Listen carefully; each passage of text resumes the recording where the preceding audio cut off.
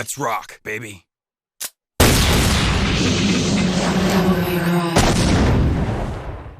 Alright guys, well, greetings ladies and gentlemen, welcome to our Let's Play of Devil May Cry. Yeah, it's for the PlayStation 2, it's basically everywhere. For this Let's Play, I'm actually using the HD collection for the PlayStation 3. I don't have the PS4 version of the HD collection, mainly because I can't find a physical copy for the life of me, so I just gave up on that. I actually have a lot of copies of DMC that I am not really, like, I have, I think, at least 3 copies of every DMC game up to this point. Yeah, I'm pretty sure I do. So, yeah. So I guess I should probably run down the plot real quick before we get started. Basically, the plot of DMC, at least the beforehand stuff, that was about Dante's father, the legendary Dark Knight Sparda. Dante runs a business called Devil May Cry, and he's basically out looking for demons to kill because I forget the reason. I think it's because he's just doing it to get revenge on the demons that killed his family. Well, yeah, his family. But as you see, that weird lady there just, you know, came out of nowhere and is going straight to Devil May Cry. I do wonder what the password for... I forget what the password... I don't think they tell you what the password is. What if the password's just password 1? Well, what do we have here? Nature Charles?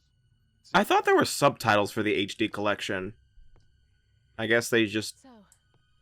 It's for the PC version, isn't it? Yeah, okay, I do actually have the PC version of the HD collection, but for some reason, Devil May Cry 1 would not work for me on the HD collection. Like, it would launch, but for some reason, it would just not read my controller inputs. In fact, if I pressed anything on the controller, it would just automatically press load game.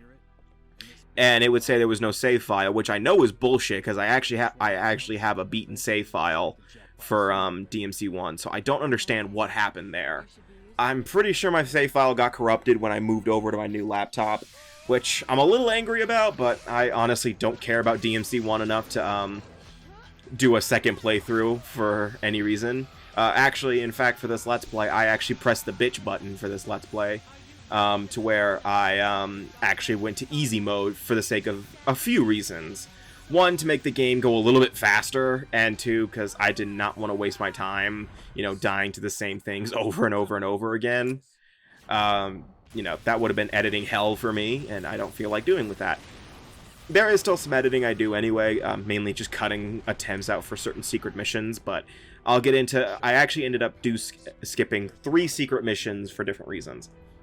Yeah, because this is not a 100% run, but I am going for a lot of blue orbs, just for the sake of having a little extra health, or at least a lot of extra health. Like, I'm not getting all the upgrades, I'm not getting all the blue orbs or in the secret missions. I'm showing off most of the secret missions. Like, I'm showing off where to get them and stuff like that, but I'm not showing off, like, how to finish them unless I finish them within my first few attempts. Oh yeah, by the way, Trish looks a lot like Dante's mom. If that zoom in on the portrait wasn't obvious. So, I guess my experience with DMC... I started playing Devil May Cry, I think around the time the 4th game was announced. Or, no, when it came out. I remember seeing it on the shelf, and I was actually legitimate... No, it wasn't the 4th. Yeah, it was the 4th one. Well, it was around that time. I picked up DMC 1 through 3 on the PS2 and played through all of them. I actually still have DMC 1 through 3 on my PS2. So I played through all 3 of them, and then I went to go pick up DMC 4, which I was a little confused about when looking at the case for it, because, you know, I was thinking, like, wow, this guy does not look like Dante. I didn't see Dante in the background of the picture, by the way. If future me could, like, pull up a image of the Devil May Cry 4 case, you know, it should be pretty obvious that Dante's in there because he's in the background. But I just saw Nero, and I was so confused by that. I was like, huh, who the hell is this? Is this like a younger Dante? But DMC3 was a younger Dante, and I don't remember Dante having a demon arm back in DMC3. It's supposed to take place before DMC3. I was an idiot, okay? I was a stupid teenager who wasn't paying attention. So I played through all the DMC games up to 4, and then I played the reboot, and then I played DMC. But then I fell off of DMC for a little bit. Well, mainly because I didn't really have a choice. There was a bit of a 10-year hiatus between DMC 4 and 5, between 4 and 5. So I then got DMC. I remembered seeing the DMC 5 trailer at E3 of that year. I forgot what year it was. I think it was like 2017 or 2018, one of those years. Because DMC 5 came out in 2019. Because I picked it up like around the first couple of weeks. And then I just kind of put it on the back burner. And then I never played it until just last year. Until like, I think just last year. So yeah, and I loved every second of it. And when I said I own 3 copies of DMC, I actually wasn't lying. I have, let's see, and this is like also counting special editions as a version of DMC, because DMC is one of those kind of franchises that doesn't have many games, but does have an assload of re-releases. Which, nothing against that. I mean, I'm okay with re-releases as long as it's like, I don't know, as long as it's not as frequent as say Skyrim, because Skyrim re-releases, but to me it doesn't really add it always adds something that just, what was the point? Like most recently obviously was the fishing mechanics. It's like, what does that do for the, like, I don't care about, like, DMC has been re-released for, you know, a lot of times, and I have no problem with that, because you don't have to buy them. Like, at least I feel like you're getting your money's worth with the the DMC trilogy. Why do I have like 1 million copies of them? Because I like supporting the developers. You're talking to the guy who probably has like 20 copies of Sonic 1 here. But like, I have the original DMC. Let's start with DMC 1, just so I know. I have the original DMC 1 on PS2, the HD collection version of DMC 1 on PS3 and PC. Yeah, so 3 copies of DMC 1. Same for DMC 2. For DMC 3, I have the same, but I also have the Nintendo Switch version, which may be the version I'm going to use for the Let's Play of that when I get to that eventually. I'm not sure when I'm going to do DMC 2 and 3, sometime soon. DMC 2 specifically, if I ever have the motivation to beat it. I always get to the halfway point of DMC 2, and like, I haven't beaten it since I first played it a long ass time ago. I always get halfway through the game and I'm just like, screw this noise, and put it down, because it is the worst game in the series. Yeah, I think it's safe to say that DMC 2 is the worst game in the series, because the reboot, as bad as the story is, at least the game is fun to play. Speaking of the reboot, I actually have 1 copy for the PS3 of the original. I also have the definitive edition for PS4 and the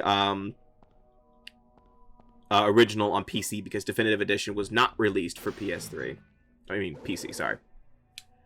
And for DMC4, actually I only have 2 copies of that. I only have the special edition on PC and regular version on PS3, sorry. And then DMC5, I have the PS4 version, the PS5 special edition. Yeah, I actually have a PS5, and the PC version of DMC5. So yeah, I am a DMC fan. In fact, my wallpaper for my new laptop is Virgil from DMC, from this game. Well, not this game, but DMC5.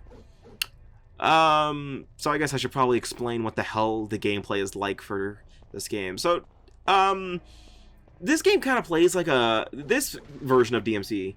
This DMC 1 plays exactly like Resident Evil. In fact, I believe, if I remember correctly, this is actually, Devil May Cry actually was originally the prototype for Resident Evil 4.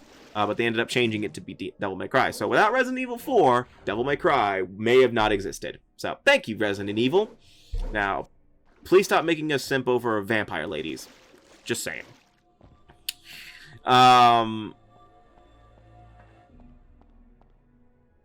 So you will be throughout every mission. It's basically divided up by missions, as you saw at the beginning about like 10 minutes ago, where it said like mission 1, yada yada yada. Basically, you just do a certain objective in the mission, which is pretty easy. You know, you find something that relates to the mission, and then you take it to a certain area, which is usually what is the picture in the mission, and then that's the end of the mission. Typically, sometimes there's a boss fight. Sometimes there's sometimes you just got to do a little extra walking. There are secret missions that, as I mentioned earlier, that require, you know, a little bit of extra skill.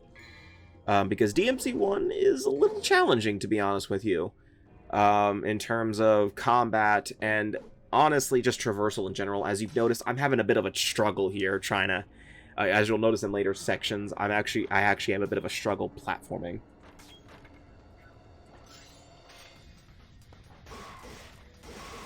But yeah, look at the combat. It is just stiff. Like, I mean, really, you don't have much to do with your abilities. In fact, actually, one question I have for DMC1, considering that it is the second game in the timeline, where the hell is Rebellion? Because I know this is what is it, Mirror's Edge? Not Mirror's Edge, Force Edge or something like that, from DMC3, which you get at the end of the game.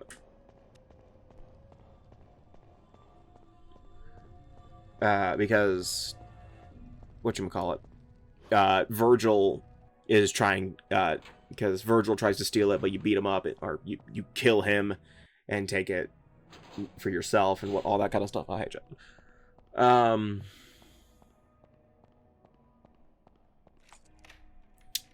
But like right there, you know, get the rusty key, take it to the rusty door. Simple stuff like that. But the combat in this game is just really not...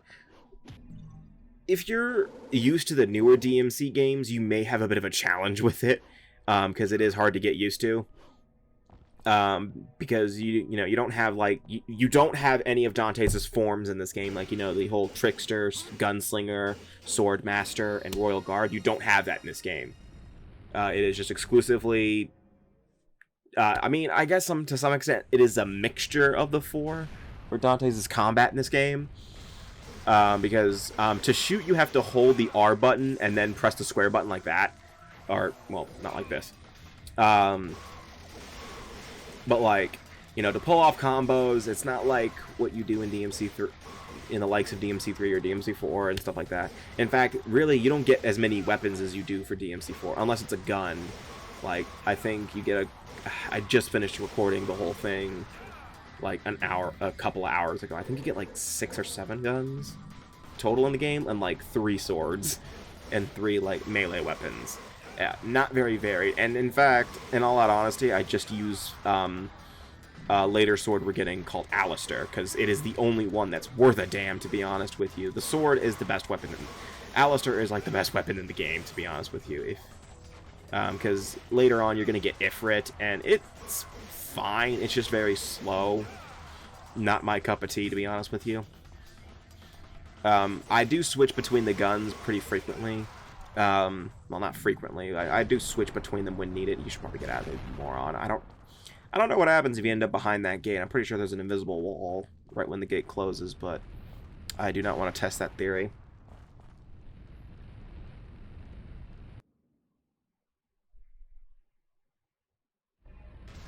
Okay, I thought the mission was over.